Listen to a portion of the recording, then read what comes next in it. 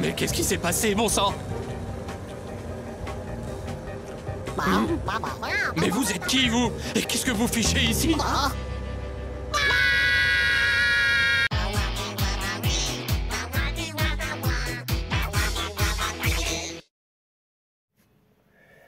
Salut mes loulous. Bon, hein, vous avez vu l'ancien sujet qui a été dit, contrôle technique. Alors il s'avère, vous savez, j'avais raison sur un point. C'est que je vous avais dit ça coûtait 50 € au départ, mais maintenant ça a changé encore. Ah oui, parce qu'à chaque fois que tu parles, ça change. Là maintenant, ils veulent mettre en place,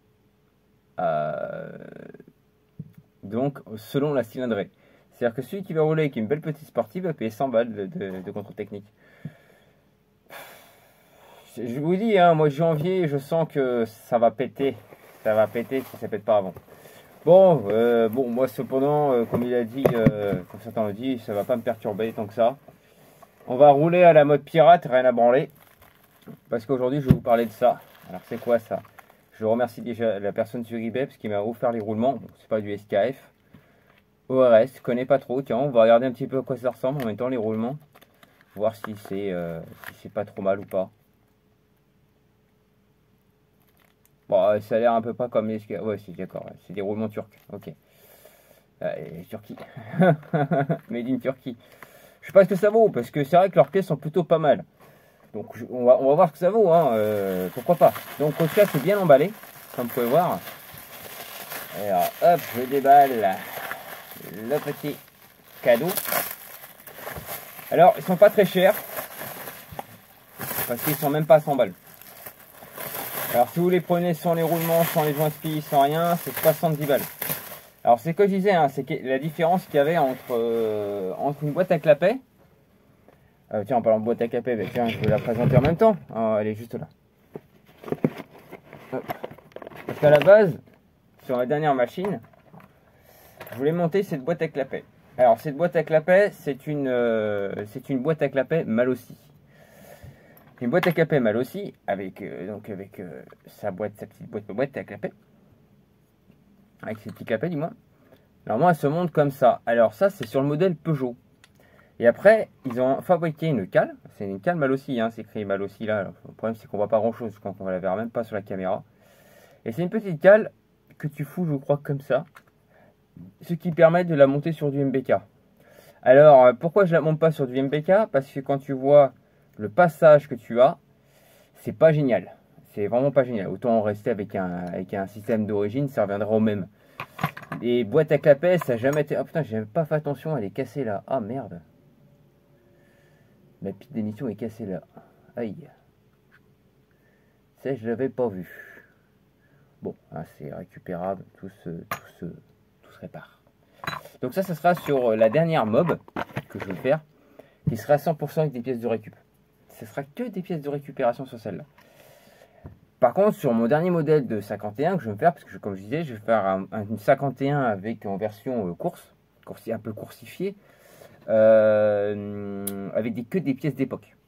Et j'ai décidé de garder les carters Polini pour celle-là, parce que c'est plus vieux que ceux-là. Alors ceux-là, c'est des carters Euro cylindro, reproduction turque. Jusqu'à présent, moi, les reproductions turques, j'ai jamais eu de problème. Déjà, la qualité, je trouve que c'est... Excusez-moi de dire ça, mais je trouve que tu vois, déjà, la qualité de l'aluminium, c'est pas du Ersal. Je suis désolé, hein, je critique pas Ersal, parce qu'Ersal, ils font des très bonnes pièces, c'est pas cher. Il faut dire ce qu'on est. C'est beaucoup mieux que certaines marques qui sont... que je ne citerai pas de nom, parce que je crois que ça va encore fâcher quelques-uns. Dodo, je l'ai compris, Dodo.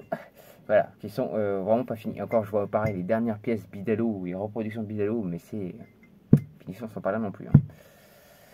Enfin bon, bref, ils ne sont pas tous comme ça, ça dépend de ce qu'on achète. Et comme vous pouvez voir, ces carters-là, et ben en fait, quand je les regarde comme ça, j'ai l'impression d'avoir exactement les mêmes que ce qu'a acheté. Bon, je vais pas citer ton nom, tu vas te reconnaître. Il a acheté des carters Omega. Je vais pas dire parce que c'est peut-être un projet mystère, je préfère rien dire du tout. Quand tu vois l'admission, bah, c'est exactement la même. J'ai demandé à Mathieu de me comparer justement avec des carters Omega parce qu'ils sont les commandés aussi. Et il s'avère que c'est la même. Alors par contre, tu vois, là je vois que tu vois l'axement qui est là, tu vois, c'est un peu mal fini. Bon, c'est léger, hein, c'est pas violent. Par contre, ouais, l'admission est plutôt pas mal. On se retrouve un peu avec une admission type mal aussi, hein. Donc je trouve que c'est plutôt pas mal, c'est bien ouvert. Là par contre, alors sur ce secteur-là, il va falloir que je revoie ça parce que ça, tu vois, ça me perturbe un peu. Déjà, c'est très coupant.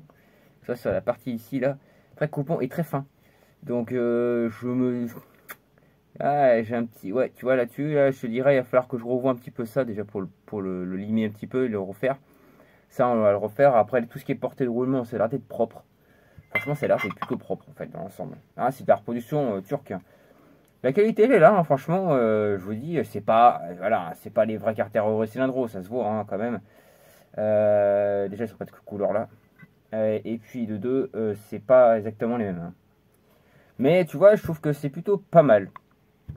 Alors, qu'est-ce que je vais lui monter sur cette 51? On va lui monter déjà. Alors, celle-là va aller sur ma 51, 51 que j'avais, que vous pouvez voir aussi, que j'avais refaite, mais avec un moteur type d'origine, avec juste un kit Ersal 50. Et en fait, ce que je vais faire avec celle-là, c'est que je vais me monter des clapets. Alors, il y en a qui vont me dire que ça sert pas à grand chose. Tu as raison, parce que c'est vrai que ça sert pas à grand chose. Parce que même la mission, alors là, c'est une mission type AM6, normalement. Si je me trompe pas. On va comparer. C'est un morceau de pile de mission. Est-ce qu'on est. Ouais, bah c'est exactement la même chose qu'AM6. Voilà, là on est vraiment dans le système d'AM6. Alors, tu vois, par exemple, ça je ne montrerai pas ça sur une Peugeot parce que je suis sûr que tu vois direct le carbu il tape dessus, hein. Donc, tu vois, sur une MB4, tu as un peu plus de place. Et encore, j'en suis sûr qu'il va falloir que je fasse un coude qu'il a fait partir sur le côté. Je suis même pas sûr de pouvoir monter mes caches latéraux parce que ça va être énorme.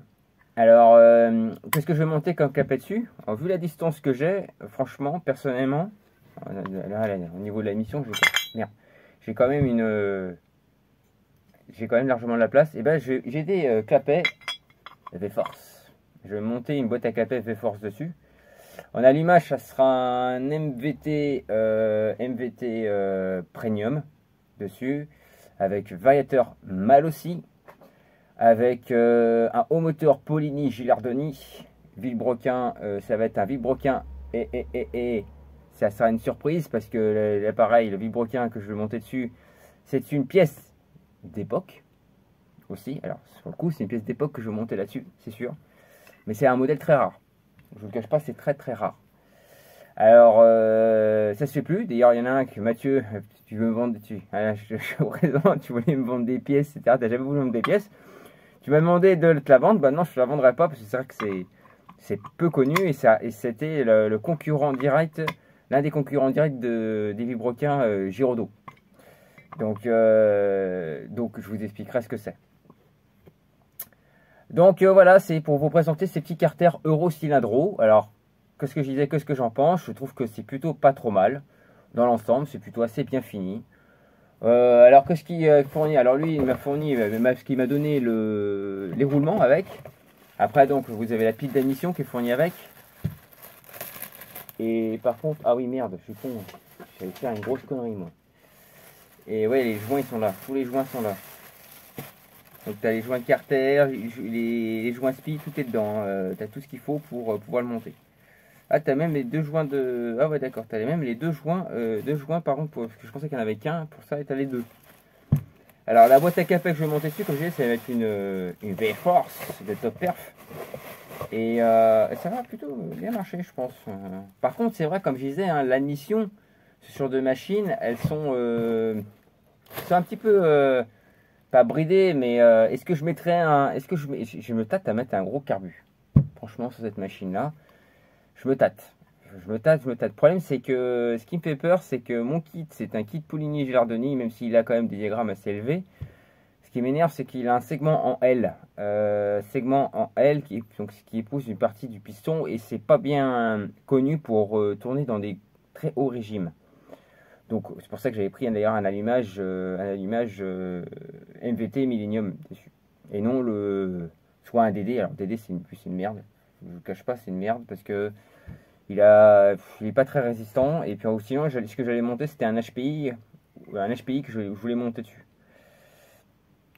Alors l'HPI, c'est vrai qu'ils ont quand même aussi très très bonne réputation. Bon, en plus, ils coûtent moins cher que certaines marques. Donc c'est plutôt pas mal. Mais tout en fait, je me suis parti sur le MVT Millennium. Je dis on va rester là-dessus. Voilà. Et puis j'ai une petite nouvelle qui vient de rentrer. Donc c'est pour ça aussi. Parce que oui, j'ai encore craqué. Parce qu'on m'a fait une proposition. Parce que je suis parti chercher des pièces. Et j'ai eu une petite nouvelle. Et je vous ferai découvrir ça par la suite. Sur ce, n'oubliez pas, il faut être minimum dans les 10 et prendre le minimum. 100 GPS chrono, c'est le minimum pour pouvoir entrer dans les 10.